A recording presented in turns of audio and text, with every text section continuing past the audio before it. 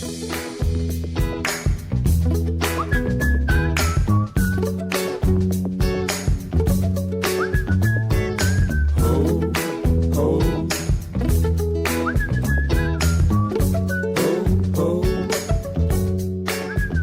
to Storycomic Presents, where we interview amazing storytellers and artists. This is episode 518. I'm your host, Barney Smith of Storycomic.com, and we're excited to have with us the award-winning and internationally celebrated author, Nancy Hudgins. Nancy. Thank you, Barney. I'm delighted to be here, and I want to thank you for all you do to elevate children's books and children's book authors. It's great. Thank you. I know. Well, I owe it to my kids because I really got back into children's books after having kids. I'm like, sure. These are so fun. Some of them just get better and better too. It's just, it's wonderful. Right. Now, so we're here to talk a little bit about the book that you've written called Books Good Enough for You, The Storied Life of Ursula Nordstrom, editor of extraordinary children's books. Now, so why Ursula Nordstrom? Well, Ursula Nordstrom really changed the face of children's publishing in the mid-20th century. Before that time, books for children were, well, first of all, they were the Dick and Jane books, but beyond those horrible books, they were about good children who did good things, and they taught lessons and morals, and it was kind of adults preaching to kids. And Ursula just wanted to change that, and she tried to find people who were creative either in book writing or in other fields and brought them into children's book writing. And when she found somebody who had that kind of vital creative spark, she really worked with them to get them to write children's books and to really kind of cajole them into writing the best writing that they could. Right. No, and remind people too exactly what her role was and she basically worked mid-century editor, right. Correct? Yes, she was the head of the children's book department, which was called, it had different names, the Department of Boys and Girls and this and that. She called it the top department, which I think is pretty great. And so she started there in the 30s and became the head of it in 1940. Wow. And was the head of it till 1973. So she thought that books should be fresh and original and honest. And she wrote a piece about it. And she said, anything less is not good enough for a child. And that's how the title comes from that. Okay. Now, so what's the biggest misconception people have about what editors do then? Well, I think, I wrote this book for middle grade kids, and I was just talking to middle grade kids at my middle grade school from a long time ago. And, I think that kids think editing is getting your punctuation correct and making sure that you've spelled everything and, making sure this subject and the verb are the same number, that kind of thing. And so I was encouraging these kids to think more broadly about and more imaginatively about editing.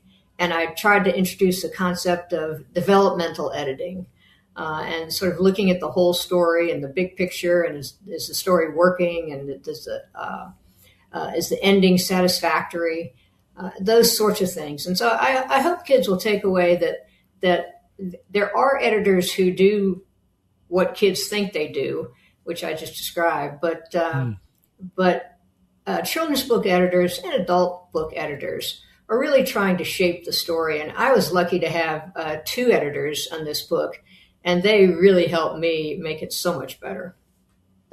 Since you have the cover up, let me tell you about the cover. Yeah, okay. The artist, who is Ora Lewis, drew sort of Easter eggs, put in Easter eggs from the stories in the book, from the books that I give the story behind the story of. And so in the upper right-hand corner, you can see Charlotte's Web. And as you go down the stack of books, that's Ursula and her dog, probably Pocket, on the top. And then you see the purple crayon from Harold and the purple crayon. And then below that is the crown from Where the Wild Things Are that Max wore, and also the tree to the left of that, as you look at it, is also one of the palm trees from the Island of the Wild Things. And down below is a bowl of mush, and also from Goodnight Moon. Over to the right is the carrot seed, which Ruth Krauss wrote. And there's a spyglass right on the bottom green book from Harriet the Spy.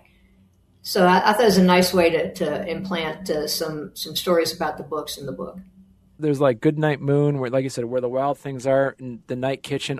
Did she do all of Marie Sendek's books as well? Pretty much. I mean, she discovered him.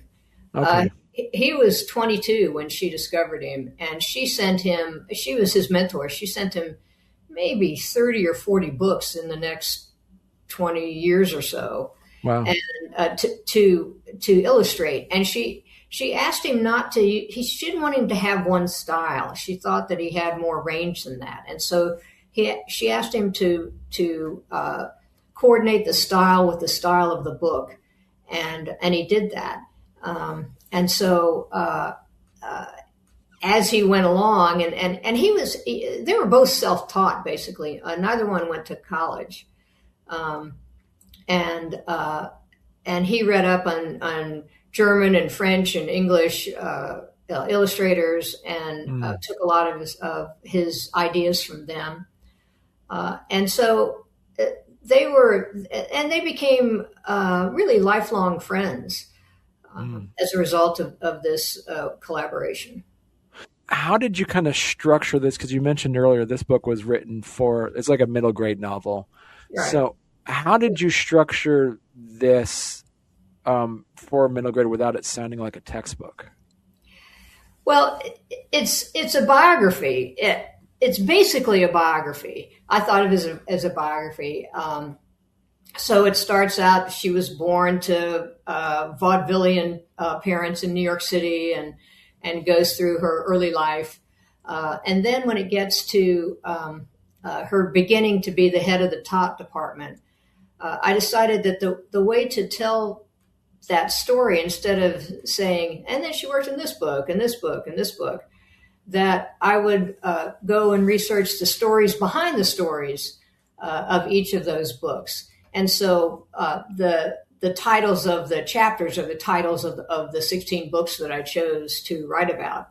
And it was that the research for that was the most fun. I mean, it was just a blast to pull together all these disparate articles on the people that I wrote about. And so, for instance, there are 2 Margaret Weiss Brown chapters, the first 2, The Runaway Bunny and Goodnight Moon.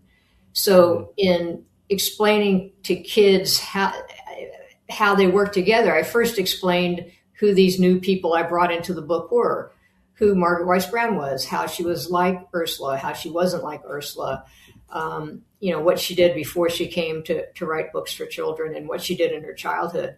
And then I did that all the way through for each of these 16 different books. And I thought, well, you're a guy, you're the story behind the stories guy, right? So it's just really fun. And so I wanted to tell him, I wanted it to be fun. And in doing that, I quoted a lot from Ursula's letters, her editorial letters, because she was very, very funny. Now, was there a classic you desperately wanted to include but couldn't?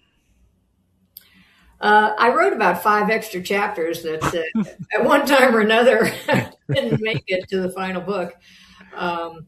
So there were some, but I think this is a great representative sample. I mean, I literally could write another book just like this with 16 more people, but. Right. No, because you quote Ursula extensively in the book, so used through her letters. Did her letters reveal? What did her letters reveal that kind of surprised you about her? I don't know if the letters revealed it as much as my research revealed it. So in the late 1990s, Leonard Marcus got access from Harper to all of her letters. There were 100,000 of them. And they allowed him to see what he wanted to see. I think he read tens of thousands. And he pulled together about 300 or so, and he put them in a book called Dear Genius, The Letters of Ursula Nordstrom. So that was my guide. And that was a treasure trove even in and of itself. But then as I did more research, I found more letters that she'd written, and then started researching all the people that she worked with. And she was just a remarkable woman who really got the best out of people. She found really talented people, and she really worked with them to produce the best books they could. Okay. And so what was your favorite, I guess, kind of on top of that, what was your favorite Ursula being Ursula moment? Yeah. Well, I love the story about her going. She's always trying to find new talent, and she wanted to find an artist who drew in pen and ink. And so she would do things like she would look at comic books and she would look at magazines and try to find new people to illustrate for children. And she was at the Metropolitan Museum of Art, and she looks across the room and there's this pen and ink drawing. She's like, "This is great." She rushes over, and it was, well, now I forget his name. It was drawn by a well-known French artist who had previously died and obviously was not going to be available, even because he was so well-known, even if he had been alive, to do picture books for Ursula. But that's what she did. She was always on the lookout for talented people. Well, hey there. If you're enjoying our podcast, don't forget to subscribe on YouTube or leave us a 5-star review on your favorite podcast platform. Your support means the world to us and helps us keep this show going. We love hearing from you, so any feedback is welcome. And thank you for being a part of our podcast family and for all your support. It truly means a lot to us. What do you think made Ursula so good at knowing what kids could handle in their books? Well, I think she was a realist, and she didn't have a happy childhood, pretty much. I think she was kind of more mature than a lot of the kids she went to boarding school with, and she didn't suffer fools lightly, either as a kid or as an adult. But she just wanted to see honest books, and she didn't think that the current level of books for children I don't think she would have wanted to read them as a kid. I think both she and Maurice remembered their childhoods very well. And so they remember the emotion of their childhoods, and that's what they wanted to see in books. I mean, like she stood by Maurice Sendak, especially with like the Night Kitchen. Right. There was a controversy behind that. You want to talk a little bit about that? Yeah, and still to this day, there's a controversy about it. It's interesting that at the time that this book was about to come out, Maurice had won an international award for writing books for children just months before this book came out. So he had kind of made his mark on the children's book world by that point. And this book, Where the Wild Things Are, came out in 1963. In the Night Kitchen came out in 1970. But in Maurice's idea about this book, it was a boy who's having a dream, and he falls out of bed as he's having the dream, and as he's falling, he falls out of his pajamas. And so by the time he lands in this in the batter that the bakers are cooking down below in his dream, he's naked. And so Sendak drew a couple squiggly lines for a penis on the boy. And I might just add here before this hoo-ha started, at some point Sendak said, "Well, I thought that if I didn't draw a penis in, boys would feel really bad about that. So, it wouldn't be realistic. They'd wonder what the problem was or whatever." So he had a pretty good sense of humor too.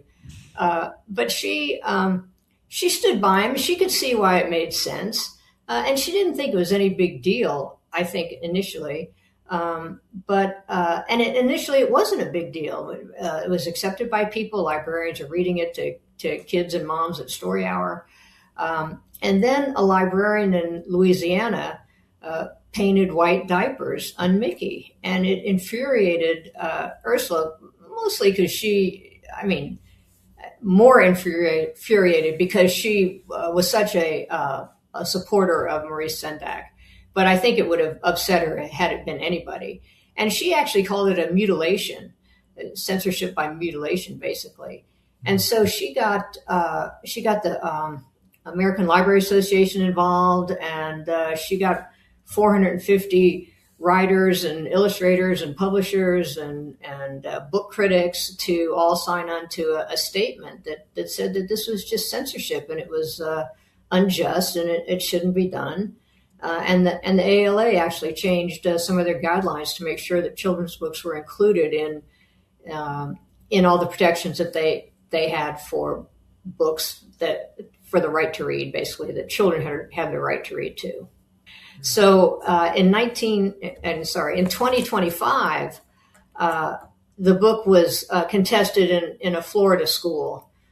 This is 55 years after it was originally contested, and so the school took it off the shelf, and they only put it back on the shelf when somebody had painted in blue jean shorts on Mickey. So right. This right to read, it just continues. Anyway, it's still a fight. Yeah. So what would you say then is like the hardest thing about writing a biography for kids? Well, one of the things that happens in writing a biography for kids, or at least happened to me, was that I'd get very interested in something and I would write pages on it, and I'd do some more research. I think this new thing was really great, and 2 days later, I'd look at it and think, no kid cares about this. I'm the only person who cares about this. So I was able to do a little self-editing, I guess. But I think the first thing you want to do, which is what Ursula believed in, and Margaret Weiss Brown and E.B. White and Maurice Sendak were all involved in this idea that you don't talk down to kids. You just give it to them straight. And when my children were little, I didn't talk down to them. I just told them what was what. And so I think you have to be straightforward and honest with them. And I tried to do that. And actually, I have to say, I didn't have a whole lot of editing I didn't have any editing with the words I chose, or I have one sentence that has 50 some words in it, and no one said, "Oh gosh, that's too long for children," So I just tried to write it as I would tell someone the story. Who was 10 or 12 or something like that.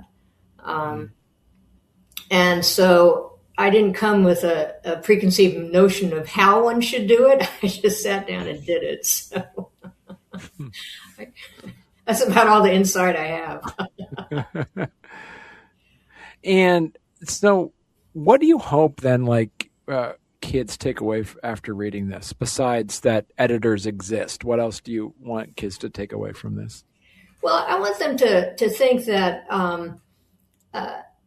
that even though they're young, they still should be reading good literature. And so they ought to look for books that are really well written and thought through, and that have a lot of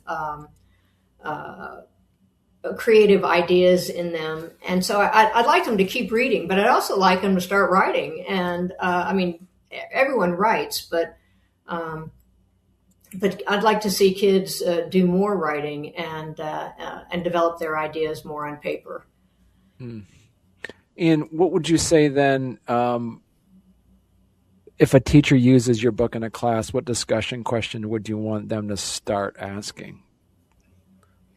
Well, the interesting thing about that is that I think that a teacher could take any chapter about any one of these books and use it to discuss how books are made. And I think that if you took like the chapter on Charlotte's Web, That was at least the 7th draft that that he turned into Ursula over several years. And so I think that's that would be something to talk about. That because I remember as a kid, I'd write a paper or a story, and they'd say revise it, or I'd get a note or two from a teacher, and I'd spend 2 seconds doing that. And I thought I was done, right? And it's a little more complicated than that. So then, what do you hope then for today's writers and editors? What do you hope that they learn from Ursula's example? Yeah, I hope they'll continue to platform books that are honest and real. And you can have fantasy books that are honest and real too. I'm not suggesting that they all have to be nonfiction, but just push their writers to write the best that they can write. Now, Nancy, if people want to learn more about you and the book, where's the best place they could go to? I have a website called nancyhudgins.com. I wanted to be able to remember it, and so that was easy. You can send me an email through my website if you'd like. Be happy to hear from anyone. I'm on Blue Sky. I think that's also at nancyhudgins.com, and I'm on LinkedIn and Facebook. Cool. And so, did you get the writing bug? Are you gonna write another book after this? Oh yeah. I have 2 or 3 books in process at the moment. One's out in submission, and we'll see what happens. Excellent. Well, thank you so Nancy, you're going to have to come back on then when you get your other book published. All right. I hope it's soon. I hope it's not years from now. We'll see. Excellent. Thank you so much, Nancy. Thank you for having me, Barney. Appreciate it. Nice to meet you.